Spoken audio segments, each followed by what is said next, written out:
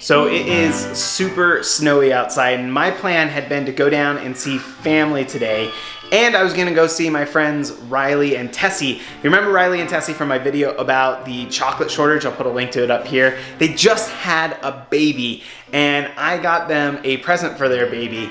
And so I'm gonna wait and see if I can get down there, but I might as well explain to you what I got them. It is actually right here. It's this book. Let me go down and explain to you what this book is. I'm a plain cheese pizza. It's called Nobody Knows How to Make a Pizza. It's by Julie Borowski. I think it's pronounced Borowski. I'm sorry, Julie, if I'm mispronouncing your name.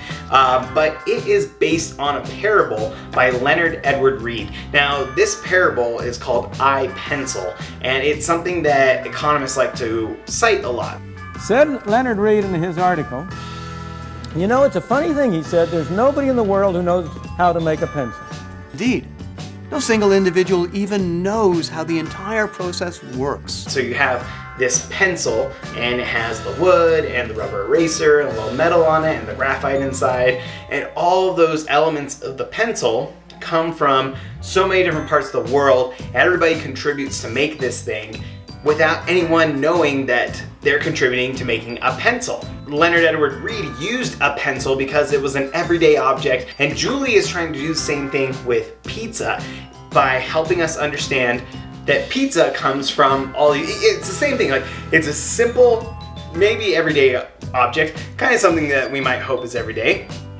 And so many people have come together to make this pizza. And so that's what the book is going through and demonstrating the same sort of principles. And so it's a lovely book. I read it with my kids, and before we even started, I showed them the title, Nobody Knows How to Make a Pizza, and already my oldest son was a little bit confused. Everyone knows how to make a homemade pizza. Everyone knows how to make a homemade pizza? This says nobody knows how to make a pizza. So we have pizza all the time at home because my wife makes a really nice homemade pizza. So my son was confused, like, yeah, somebody knows how to make a pizza. Mom does. Mazer, who knows how to make a pizza? Mom. Mom does. So it really set the stage for going through this book with my kids. And so that's something I recommend, that if you're gonna read this with kids, you set that stage. You know, if they're old enough to think about these things, just say, like, who knows how to make a pizza? Like, why would it say nobody knows how to make a pizza? And then it kind of prepares them to think about the issues that are coming up. We had a fun time. All 4 of my kids sat with me while I read this book. They enjoyed it. There were even some silly jokes that actually they didn't get, but I did. Mrs. Reed's job is to cut the cheese. You see the cheese? Really, Julie? Her job is to cut the cheese?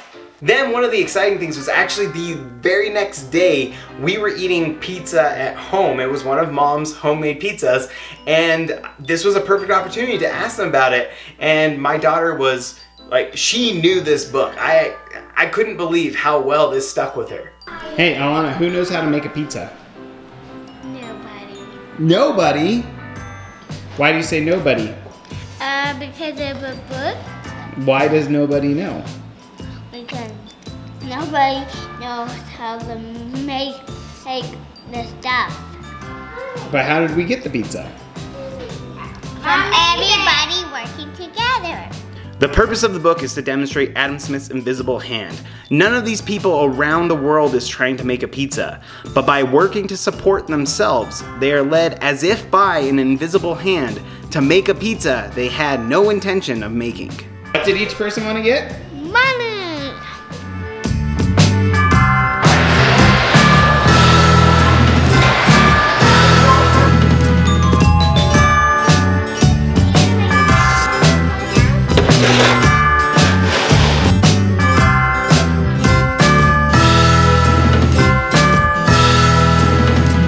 So I think it's pretty obvious we are not going to be able to make it down to see our friends Riley and Tessie, and so I need to figure out how to get them this present. Fortunately, the market provides a solution.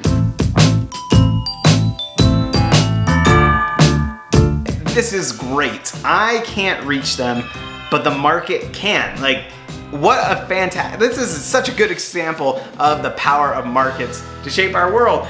I hope Riley and Tessie like it. I'm gonna do something with them again soon, hopefully. But in the meantime, make sure you subscribe, check out their videos, and we'll see you next time on Market Power.